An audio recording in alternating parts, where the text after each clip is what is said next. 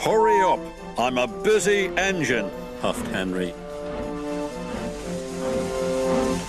Goods arrive night and day at the docks. Sometimes Henry and the other engines work so hard that their axles ache. The fat controller brought in a new engine to help with the heavy workload. He was long and had 10 drive wheels. He looked very strong. This is Murdoch. He's going to be pulling freight on the main line.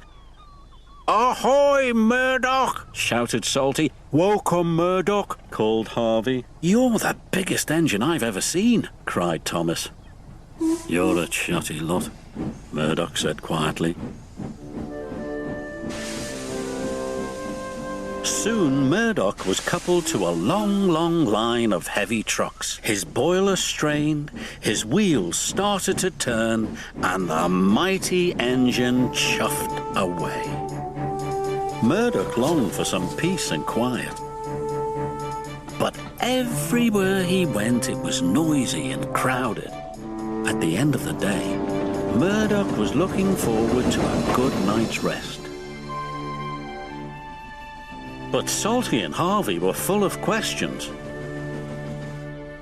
What's the longest train you've ever pulled? Have you worked Marseille? Have you ever crashed? Please, Murdoch chuffed. I want some peace and quiet, and I don't want to share a shed with chatterboxes. No need to be rude, huffed Harvey. We're only being friendly, matey. The next morning, Murdoch collected another long, heavy train. This time he chuffed into the beautiful countryside. It was splendid.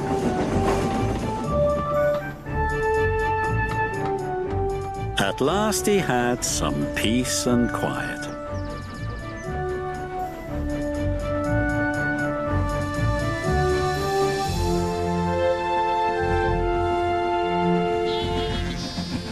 Suddenly his driver applied the brakes.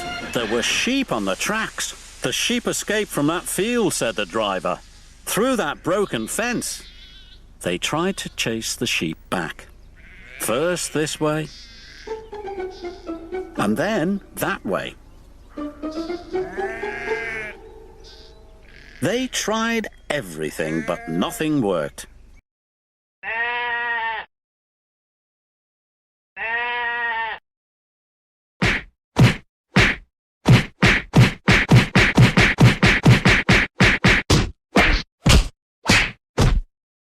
We'll never move these sheep by ourselves, complained the fireman. I'll go and phone for help, sighed the driver. Murdoch was very unhappy. The noisy sheep were spoiling his peace and quiet. The fat controller was enjoying afternoon tea when he got the call. Sheep? He exclaimed loudly. I'll send Toby with the farmer immediately. The sheep were becoming noisier and noisier. Please stop, groaned Murdoch. I'd rather be back with the chatterbox engines. Just then, Toby chuffed into view. Toby, exclaimed Murdoch, we're certainly glad to see you. Before long, the farmer and his dog went to work. And the sheep were soon safely back in their field. And Murdoch was on his way again.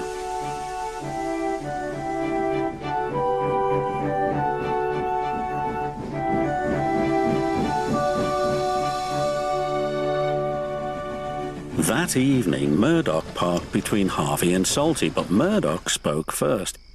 I'm sorry that I was cross, he chuffed. I'm very pleased to share a shed with you. And we're pleased to have your company, said Harvey. Aye, we are, added Salty. It reminds me of a story. Murdoch smiled. The sound of bar, bar, bar would have kept him awake, but a Salty story would send him happily to sleep.